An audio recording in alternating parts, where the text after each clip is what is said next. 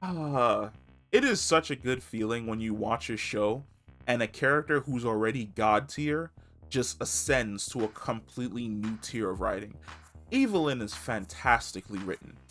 Not only is she fantastically written, she is fantastically voice acted. Lena Headey, please, woman, ma'am, you are fantastic. Like her voice is just magical. I absolutely love her voice, and that's a part of the Game of Thrones in me that loves Cersei Lannister and how she brought that character to life. But holy fuck, does she bring Evil-Lyn to life?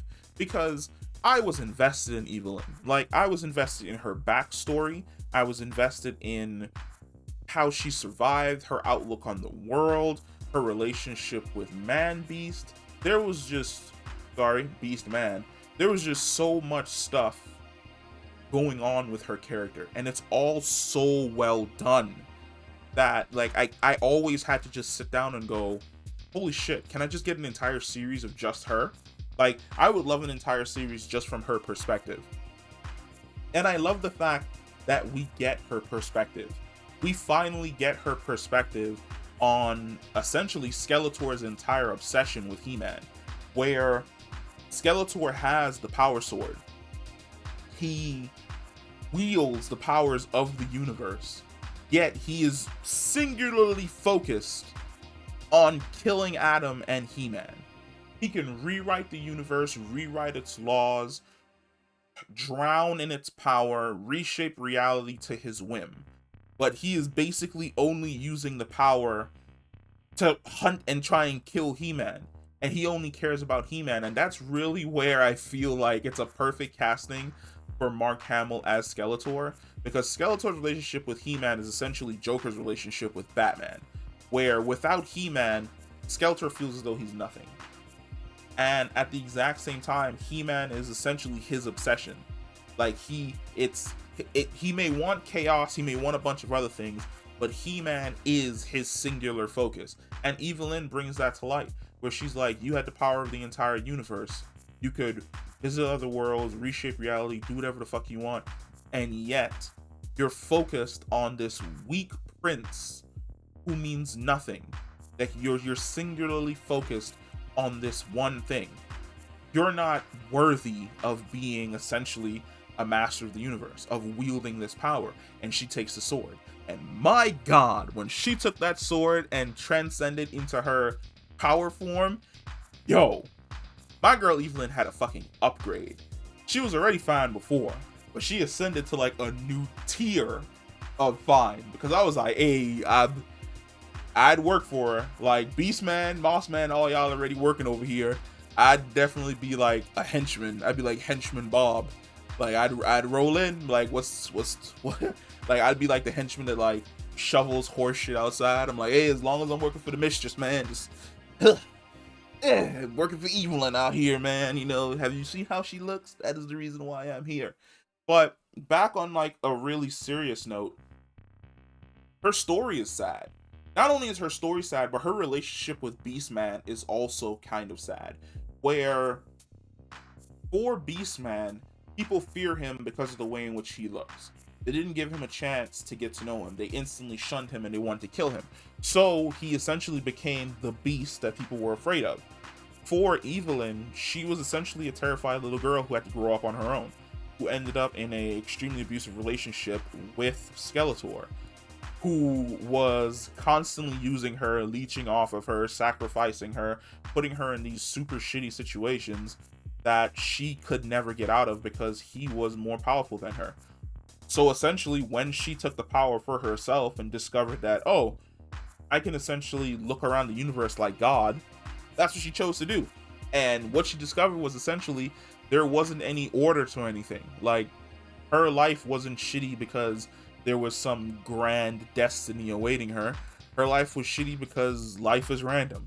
Her life was full of hardship because the universe is essentially chaos. There wasn't any order to anything. She wasn't walking this difficult path to some grand destiny like Skeletor used to tell her. No, you're random. In the grand scheme of things, you're essentially nothing. So for someone like that, who's only ever seen the worst sides of humanity, she chose the option that made the most sense to her, which is wipe out everything. Like, start over from scratch.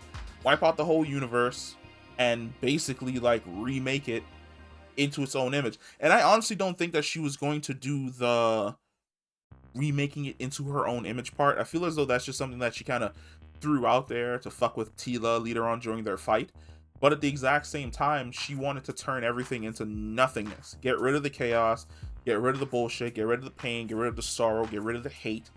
Just make everything into nothing.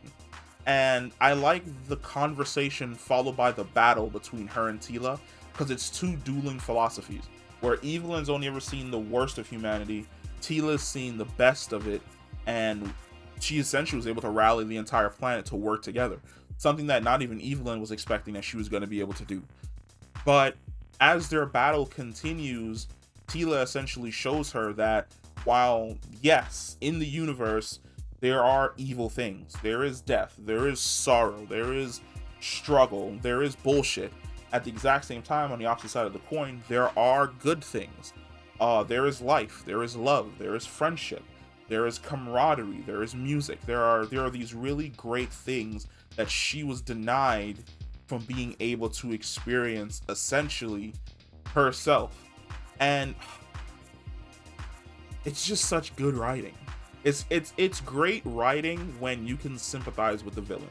When you can watch a show and hear the villain's perspective on things, see the villain's journey, and go, I can understand how you arrived at this point. If I lived your life, I'd probably arrive at this point too. And it's absolutely great. And I like the fact that, like, they didn't just do like the typical we beat the bad guy and we killed the bad guy type thing. Her character is alive at the end, and her character does something really dope by, did she revive Orko? Because he was gonna go, and she reaches up and she grabs him and she's like, nah, and she pulls him back. But they never really explain whether or not she essentially revived him with the last bits of her like cosmic power or what, because he didn't go anywhere. But then you never see him, at least I don't remember seeing him in the throne room. And then her character goes off and it looks like she goes to the planet that Orko was from, that was full of magic, because he told her how beautiful it was there. So I look, Netflix, listen to me.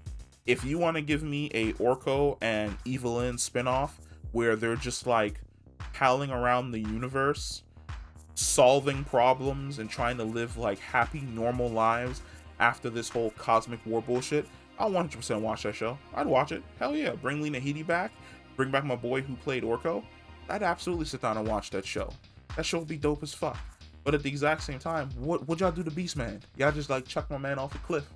And you never explain whether or not he's dead or whether or not he's ever going to come back. Because I like that relationship between the both of them, where he essentially was, weirdly enough, Beastman was the moral compass, at least for her up to a certain point, until he chose to go full beast to protect her, and then I'm assuming lost his life.